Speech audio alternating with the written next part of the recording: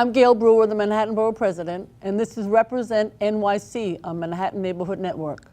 When the city considers land use changes, from small variances to major neighborhood rezonings, my office weighs in as part of the Unified Land Use Review Procedure, or ULURP for short. As part of this affordable housing plan, the mayor is pushing rezonings in neighborhoods across the city to spur new housing development that includes affordable units. Right now, we're reviewing a proposal to rezone Inwood, Manhattan's northernmost neighborhood. Inwood is special. It's really special. It is mixed income, it is multicultural, and it has an array of different businesses that form the backbone of the community. It has local merchants and wholesalers and auto shops and parts, suppliers. They all flourish there. Meanwhile, gentrification has been slower because of so much of Inwood's housing is rent stabilized, but a lot of tenants are still at risk.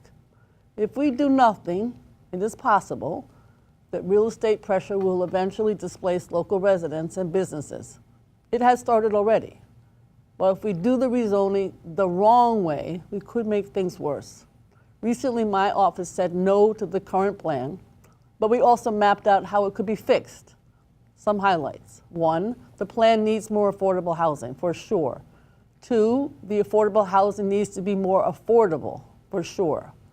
We need support to help existing businesses avoid displacement. And to be honest with you, the city doesn't have a plan on that issue in particular. And in general, we need to protect existing residential tenants with a new $7.5 million a year fund for legal services, among other things. With me today to discuss Inwood, the rezoning plan, and our perspectives on what it gets right and wrong are 2 really wonderful people. 1, Shah Ally, the chair of Community Board 12, covering Washington Heights and Inwood, and he has been a phenomenal chair. And Orlando Rodriguez, senior urban planner in my office covering Northern Manhattan.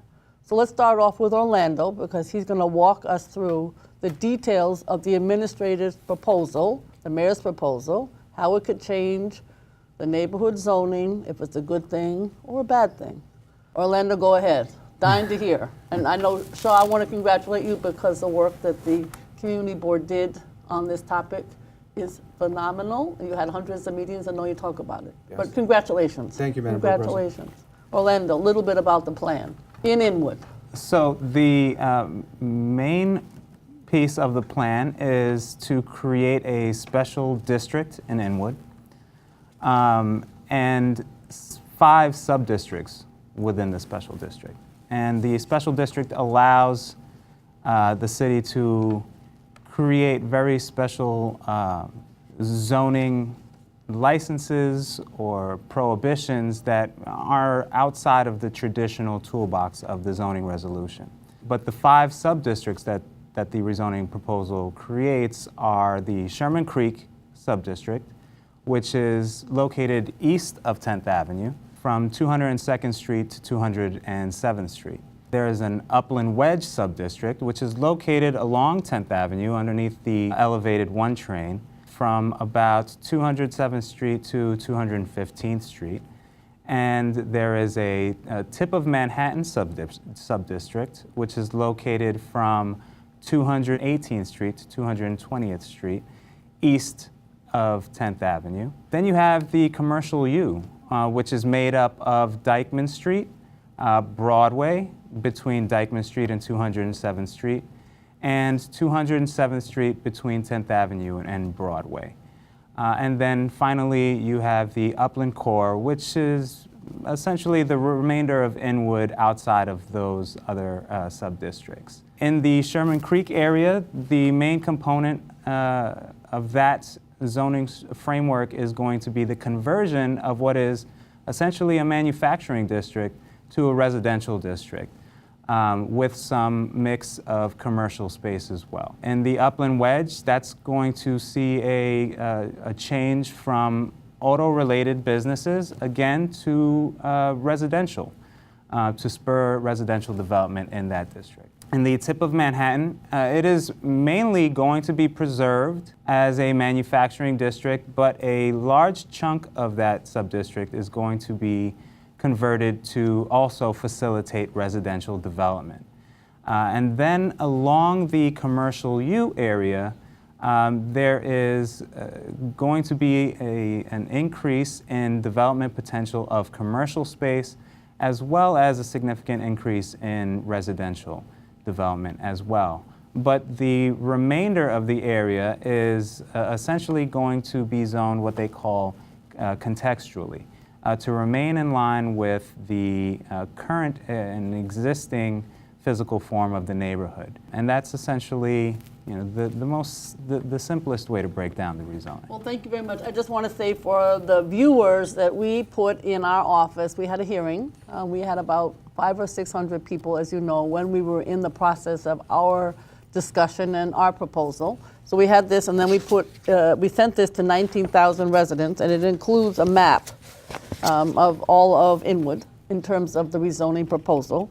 And if anybody's interested, they can call our office. Even though the process from our perspective has been submitted, it's still very much in play in terms of the city council. The second thing I want to say is, thank you for that rendition. It's still a proposal. And we'll hear from the chair of the community board.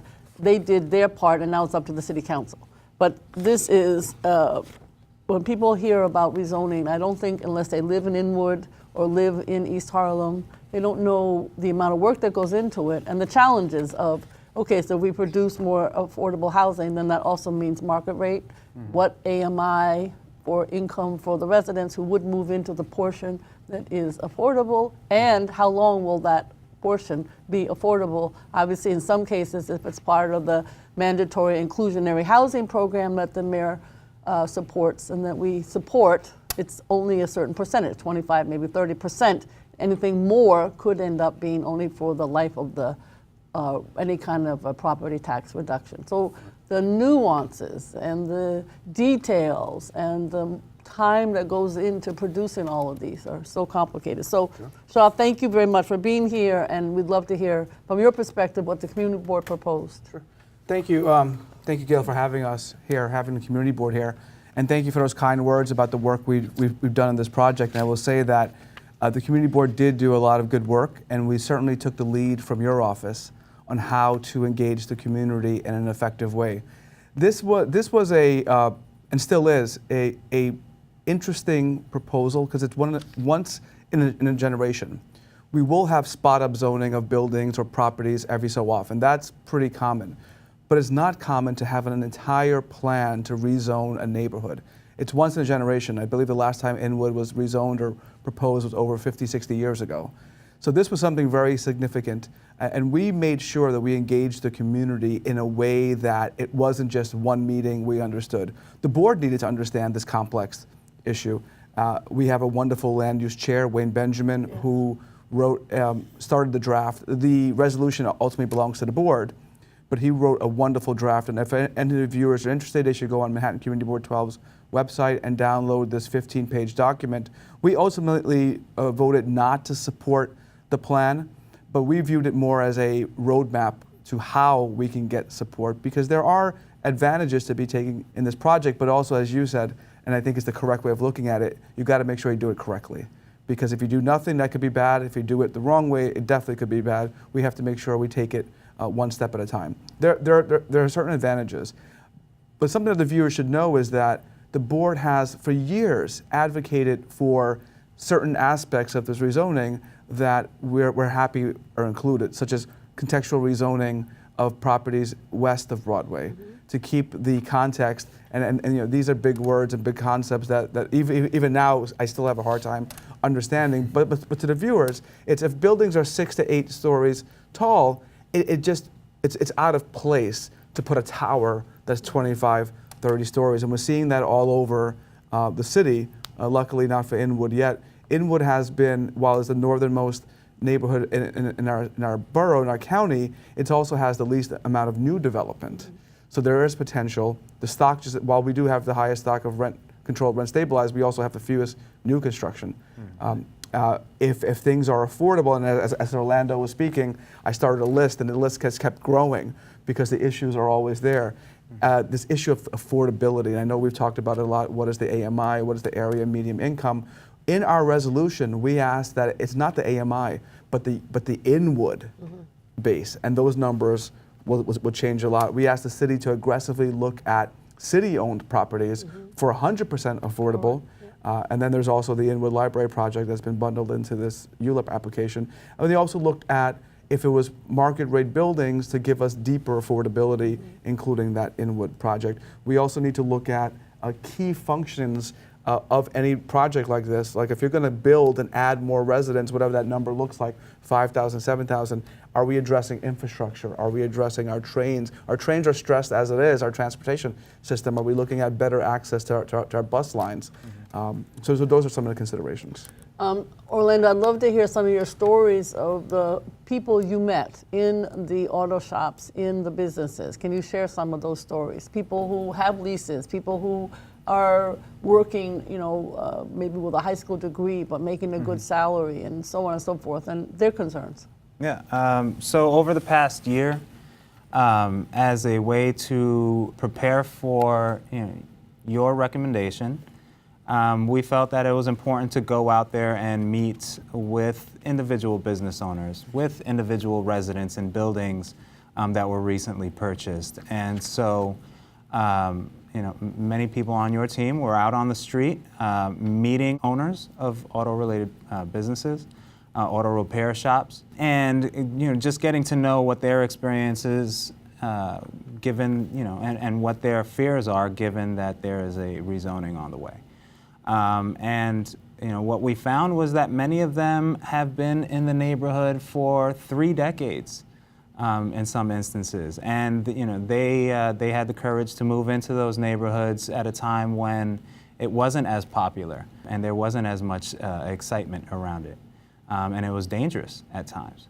But many of them employ 3 to 4 individuals who are some of which are new to the country, and this was an opportunity for them to find gainful employment, to provide for their families, to send back to their families, to where they're from.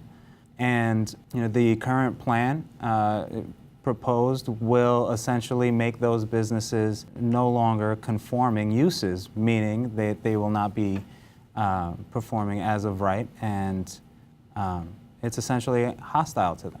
Other business owners that we met with and spoke to, and even conducted zoning 101s, teaching them the basics of zoning, located on the commercial U, they are in great threat of being displaced. And many of those folks have been in the neighborhood for decades as well. And as you've always championed the small businesses, they are, and what you said earlier, they are essentially the backbone of that neighborhood. I am so concerned about these issues. I'm like a crazy person on this topic. So I would love to know I know you talked about the automotive businesses, the mom and pop businesses. Right. I also want to bring up Dykeman Houses, which isn't specifically in the zoning, but we want to make sure that those residents are also part of any support that might be allocated to this plan. So let's talk about, then we'll talk more about the housing. But. So one of the things you mentioned, Gil, at the beginning was the engagement of our residents. We had this plan on, so the board has 60 days to review. We had this issue, we have 10 subject matter committees, and Inwood rezoning was on every single committee. We had it for at least 3 months in a row. We had specialty meetings with residents. In fact, some of the residents called it rezoning fatigue. Like we've heard it, and we said, at no point will this go through until everyone is heard. And there is a lot of fear, there's a lot of concerns, and then part of it is because of the unknown, but part of it is folks are saying, look, streets could be clean, schools could be good, but if I'm not living here, how does it matter? It doesn't matter to me. I think your office, and I want the viewers to know this, your office did something brilliant, which had I known ahead of time, the board might have done it. You put a panel together where businesses came and gave testimonial. And it put these real concepts, you put a voice to those concepts, and that was absolutely, the feedback was amazing. What our residents wanted was to be heard and have someone hear them, and that happened. One of the big misconceptions is that the rezoning is a development plan. But it's not a development plan, it's a change of laws which will then get to development. So folks are worried about displacement, they're worried about that they're being kicked out. So that's why that 7.5 million for legal services is absolutely necessary. So we don't have our residents being preyed upon so they can get out and then new development happens. Yeah, because you also have the problem in terms of the residential tenants is that 30% of your rent stabilized or rent regulated Right. are in fact preferential rents, which means their rent could go up at any time, but hopefully legal aid attorneys could assist with that. Sure. And then the commercial, I mean, that is a big concern it's a big concern in general because we don't have a lot of big box stores. Thank goodness. And part of our resolution actually called for a limitation of square footage of commercial establishments other than supermarkets. So we don't want the banks, so we need banks, but we don't need banks on every corner. We don't need a CVS in every corner, but we do need supermarkets. So we called for, if there was going to be development, that it would be designed for smaller businesses. So these auto shops, this is the fabric. Every community is different and unique, and Inwood is the last real immigrant population, and we're pushing people out with these development, and the fear is real, and we have to do things to help them. So I know, talking about the folks on Dyckman and in what we call the commercial U, I mean, one of the issues would be, I think what we said was, we would like to see retail in other parts of the plan, such as in Sherman Creek or elsewhere, before there's any discussion or movement on any commercial U. And I think the problem is that those taxpayers, I call them taxpayers, 2 stories, could easily become, yes, housing of all kinds, market and affordable, but you don't always get the commercial to come back. And how in the world, it would have to be a new concept that would mandate that commercial come back, but you have to come back at a rent that's affordable. It's just what you said. You can make this changes and then the people who live there won't be there, and the changes will be so that the commercials won't be there. So when you talk to the folks in the commercial area, did you see folks thinking that this would be good for them or bad for them, or as Shah indicated, we're still unknown? I think that there is a lot of fear that it's going to be bad for them. There's a serious question as to whether local retail can survive in new construction. Just because the commercial rent is going to increase to a level that is just not sustainable for those types of businesses. So their concerns are rational. And what you call in your plan is for significant assistance with those small businesses, either assisting them in relocating, creating an incubator space where either new entrepreneurs or current entrepreneurs can receive assistance and figure out new methods of operating, and also providing some form of assistance to landlords to provide affordable commercial rent, so that these businesses can continue to operate in new construction. I mean, this is an ongoing story citywide. It's not just in Inwood, but I think it gets highlighted because Inwood has the most wonderful commercial sector now. And so I know what were some of the discussions that took place at the board on this topic? I'm sorry to harp on it, but it is my pet peeve in terms of the city of New York. Well, it's something that deserves to be either harped on or focused on because of the lack of real protection for them. And something else that we've heard was that everyone's welcome to Inwood. Everyone's welcome to Inwood. Find your way up there, and when you get there, you will know you're in Inwood. It doesn't look like any other part of the city.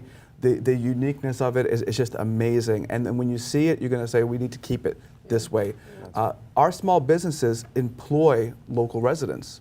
We don't have many people coming into Inwood to work. You're employing your neighbors, you're employing your friends, and most times that's the only income of that family. This business goes, so does that income. So there's so many collateral effects that's what we were hearing. We were hearing the business owners who support themselves with this small business, sometimes saving up all their life savings to start a business, coming from somewhere else to open this. This was their American dream, and their American dream is being pushed out because of development. They're worried about landlords not extending commercial leases.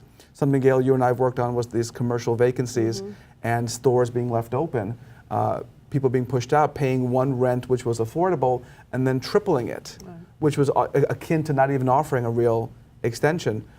If rent has to go up, keep it reasonable and within context of who you're offering it to, but it's a mechanism. I understand it's a business, but it has to be a business with a conscience.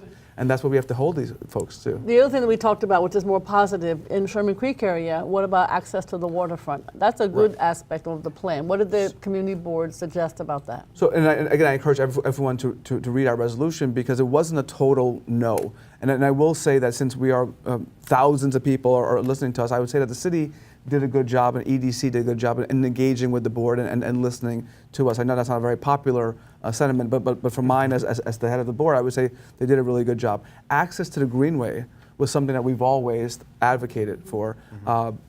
Inwood is covered by water on all sides, and there's a real thoughtful plan to connect in a way that makes sense to our greenways that I think residents, that's something that we have encouraged. The Sherman Creek development was something that also was, there was potential. So there was certainly potential for development, and we encouraged it. But then we also, it follows that old motto, if you don't ask for it, you don't get it. So with the potential for development, we also asked for affordability. And affordability for our residents, build something like the Dyckman houses can use, like supermarkets, restaurants. In our resolution, none of our buildings, if the buildings were going to go up, should not be above the Dyckman houses, 14 stories. So keep that in context as well. Yep. And the other issue that comes up a lot is, like you said, the infrastructure. I know students from some of the high schools are often looking as a project about how little access, because you don't have a lot of stuff. What is the subway situation and the bus situation now? So the bus situation and the subway situation is dire. It's dire now. We have the A train, the number one line, and several bus lines. We are already taxed to the point where there are delays. Residents now are finding it difficult to commute and move around. You add more residents, but without a thoughtful plan as to what you're going to do with the subways, that's a recipe for disaster. Our board had a member who passed recently, Isaiah Obi Bing, who was always our Con Ed guy, who always made sure that we were mindful of the infrastructure. Do we have the support for it? So I think the city has to, if the city wants this to go through, they need to address what affects the residents every day. We could talk about theoretical plans like development, but when I leave my home to go to work, it's the subway. So are you increasing service? Are you adding more cars? Are you updating the bus routes to make them easier to go through traffic?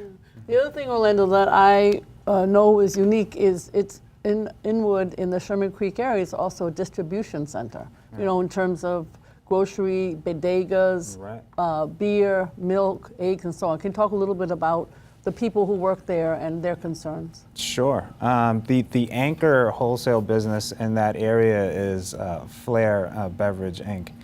And they provide beverages for stores citywide. And then there are several other smaller wholesalers. Again, these are all family owned. Including Flair, the largest of them, which was started in the 50s and began, after the owner's family moved from the Bronx. And so, the folks there also have gainful employment. These are the types of jobs that, new immigrants don't always find when they arrive here. Right, and so they're able to support their families and make that step in social upward mobility, and Flair even supports a lot of the bottle redemption in the area. So for folks who are homeless or folks who are just getting by, who use that as an additional source of income. It also provides that as a major resource. So we're making sure one way or other, obviously we know the people who own some of these enterprises, that they stay in the Sherman Creek area with some reshuffling of the deck, so to speak. But I hate to lose one job, that's how I am. And I understand that some may go to the Bronx, but we don't want even one job to be lost when they go to the Bronx, and of course Gale Brewer doesn't want anything to go to the Bronx, But I also am concerned about the library project. I'm supportive, as we know, it's very controversial. Affordable housing above, 100%, working with the Robin Hood Foundation. I do wish that we could have a proposal that included the car wash next door, because then we would end up with more affordable. I'm sure the library will be beautiful when renovated, and I also know that the library, because we will make sure, finds a space to have library services and books. Don't forget those books, as well as computers during the renovation construction period. But you know, the library certainly came up a lot. The Inwood Library is sort of a special place. It is. For Inwood residents. It's that touch point where it intersects with everyone from east to Broadway, west to Broadway, old, young. It serves so much more. And when you think about a library, it serves so much other functions other than reading a book, or it's in the heat where people go to cool off, to spend time, childcare even. So the thought of losing the library For 1 second. for 1 second really scared people. And you know what? That's one of the things where I had to say I agreed. So the city, I also agree that the project does have wonderful potential. Yes. The partners who are brought in, the Robin Hood Foundation, Yes. Children's Aid Society, and Cloth are wonderful community partners. So we have to wrap it up. So I want to thank very much CB12 Chair Shah Ally and Orlando Rodriguez, Senior Urban Planner at the Manhattan Borough President's Office. To recap, the Inwood rezoning is in the middle of the city's land use process. It's not final. It can be changed by the City Planning Commission and the City Council. I issued my recommendations on April 26, 2018. The plan is now in front of the Planning Commission, which has 60 days to act, then it goes to the City Council, which will have 50 days to review it. I'm Gale Brewer, the Manhattan Borough President. You can follow me on Facebook or Twitter. My name on both is Gale A. Brewer, and if you'd like to get email updates, please sign up for my newsletter at manhattanbp.nyc.gov/subscribe. Thank you for watching. Represent NYC on MNN.